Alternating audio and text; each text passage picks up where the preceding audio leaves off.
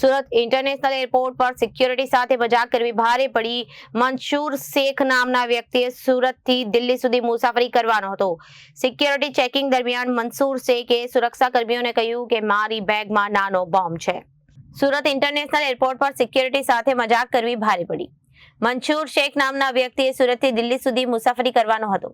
Security checking દરમિયાન મંસૂર શેખે સુરક્ષા કર્મીને કહ્યું કે મારી બેગમાં નાનો બોમ્બ છે. ત્યારબાદ સિક્યોરિટી દ્વારા તાત્કાલિક આ બાબતે ઉચ્ચ અધિકારી CISF અને પોલીસને જાણ કરાઈ.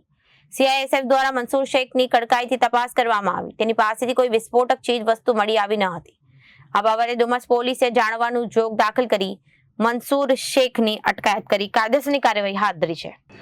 ગઈકાલે અંદાજે 7 વાગ્યા પછી ડુમસ જે એરપોર્ટ છે સુરત એરપોર્ટ એની ઉપર એક ઘટના બનેલ છે, જેની અંદર મંસૂર શેખ નામનો વ્યક્તિ જે સુરતથી દિલ્હી મુસાફરી કરવાનો હતો, તેણે સિક્યુરિટી ચેકિંગ દરમિયાન ત્યાં હાજર મહિલા અધિકારીએ તેની બેગમાં કોઈ ઇલેક્ટ્રોનિક સામાન છે કે કેમ એ અંગે પૂછતા એમ હસીને જણાવેલ કે મારા સામાનમાં મારી બેગમાં નાનો બોમ્બ છે.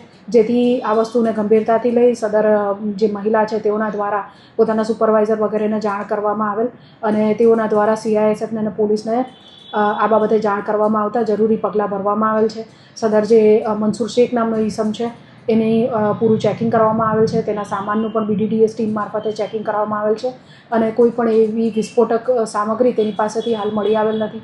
ડુમસ પોલીસ સ્ટેશનમાં જાણવા જોગ રજીસ્ટર કરીને આગળની તપાસ અત્યારે ચાલુ છે. સાથે સાથે સદર જે ઈસમ છે એને સિક્યુરિટી સ્ટાફને જે ત્યાં હાજર સ્ટાફ મેનેજર સિનિયર અધિકારીઓ દ્વારા એને રોકવામાં આવતા તેણે એ લોકો સાથે ગેરવર્તન કરતા અને બોલાચાલી કરતા ડુમસ પોલીસ સ્ટેશન દ્વારા તેના વિરુદ્ધ જરૂરી કાર્યવાહી કરવામાં આવેલ છે. Reporter Arvind Rathod, Janadesh news, Surat.